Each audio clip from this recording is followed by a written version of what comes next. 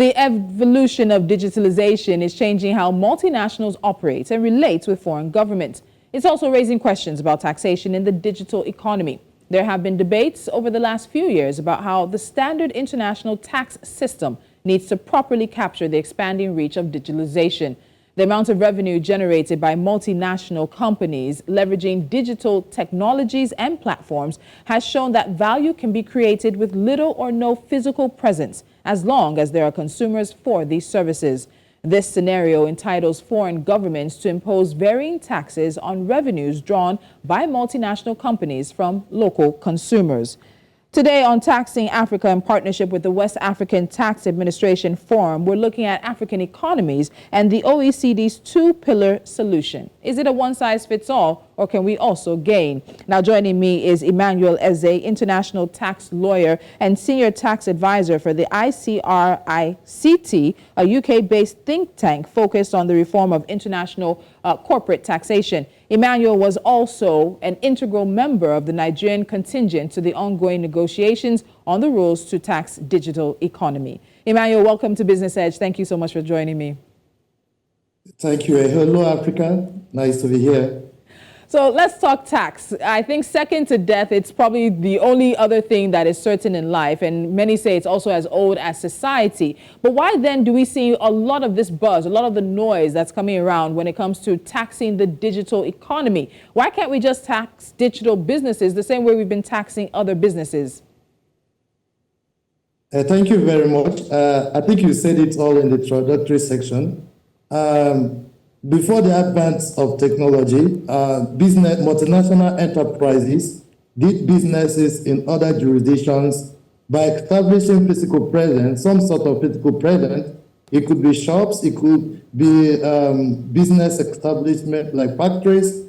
But following the advent of technology, you now have the world's biggest multinationals being able to do businesses across different jurisdictions without need to have physical presence.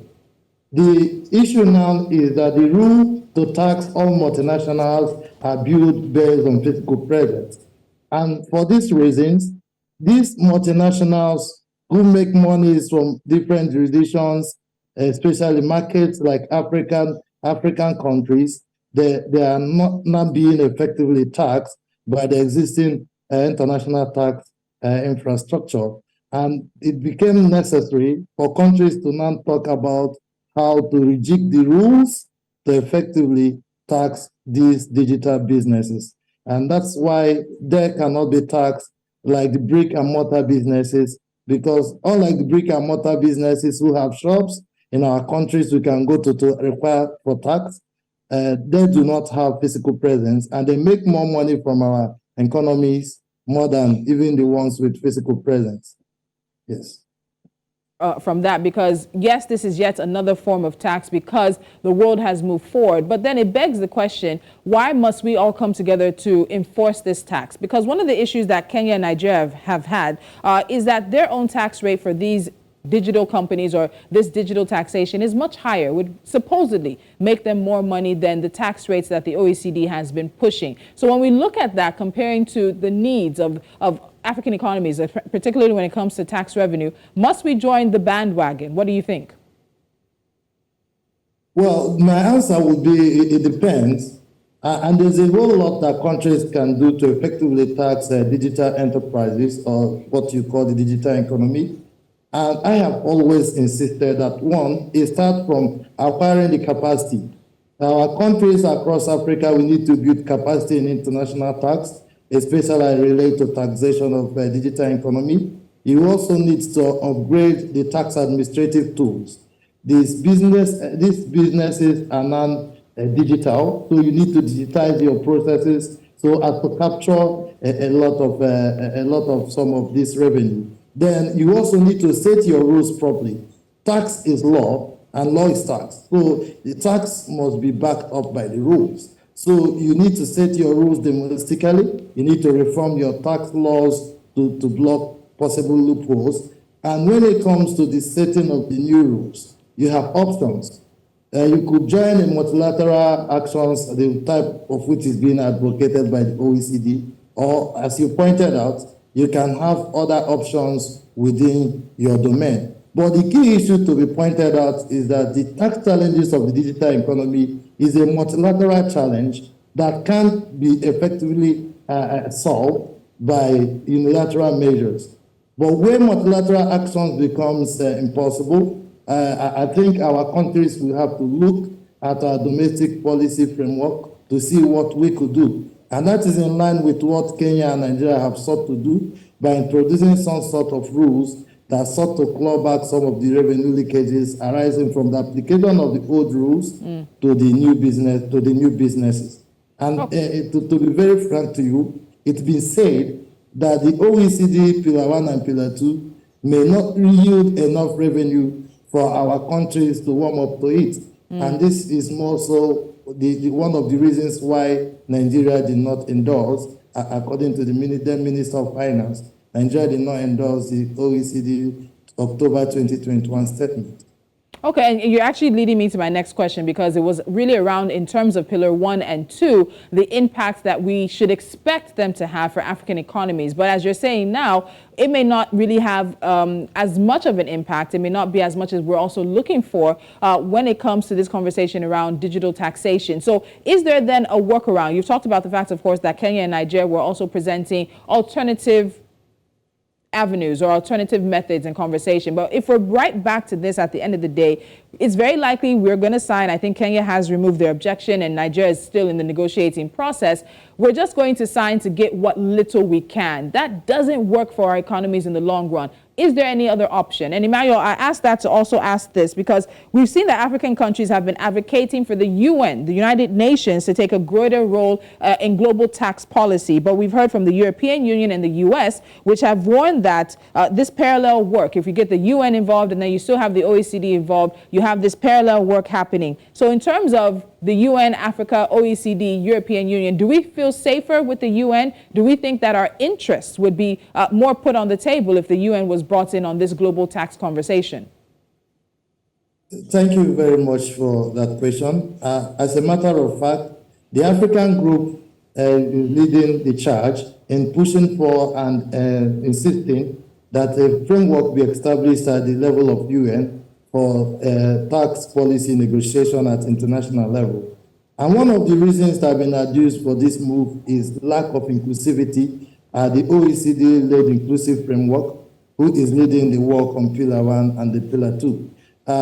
Truth be said, there are rationales behind this move, and the African group believe, and I believe as a person, that if you establish a framework at the UN, it will take into consideration the interests of developing countries vis-a-vis hearing their voices, taking their peculiarities along, and ensuring that the rules that are produced are more inclusive, more equitable, and also more simple to implement by African countries.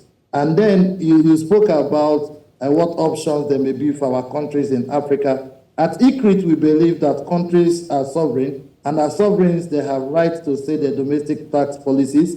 And one of the options which could be available for them, we are still advocating for fractional apportionment, which some of the elements have been adopted in the development of Pillar 1 Amount A. We are also advocating for alternative minimum taxes at country levels. If you set your alternative minimum tax and ensure that your tax income derived from your jurisdiction at 15% effective tax rate, you will have no top-up taxes to be collected by other jurisdictions.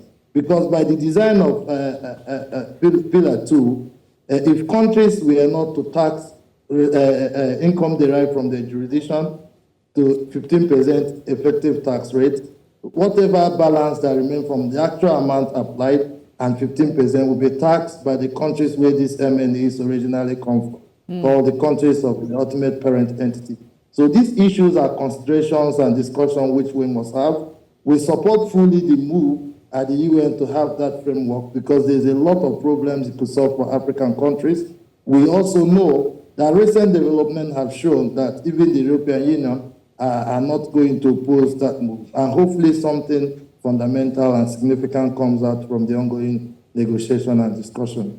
All right, and you're taking me to my last question, because you've talked about, of course, the parent country, because this deal has really been criticized as a deal of the rich. And some have said it's very clear that there's a clear bias in favor of the countries where the multinational corporations have their headquarters, with flags being raised that this is a very unhealthy international principle that the headquarter country should get the lion's share of the tax income. So, Emmanuel, I asked this. It's very likely we're going to see this signed in the next few weeks. We actually had a conversation with a representative of the OECD about a year ago as we saw this continue to gather more steam. If African countries, any of us, decide to say, you know what, we're not signing on to this, we're going to maintain our own level of digital taxation, maybe in Nigeria, Kenya, maintaining that 15%, what are the consequences, do you think, of not being on board with the OECD's plan? Are there any consequences that could really stop us from deciding to be more sovereign and go our own way? Like I mentioned in my previous answer, every country have a sovereign. As a sovereign country, you have rights to make your decisions. And part of that right is your decision to join a multilateral agreement to implement a set rule. It is also your decision not to join as well. So I don't believe that countries should be hoodwinked to join the rules if they see them as not favoring them.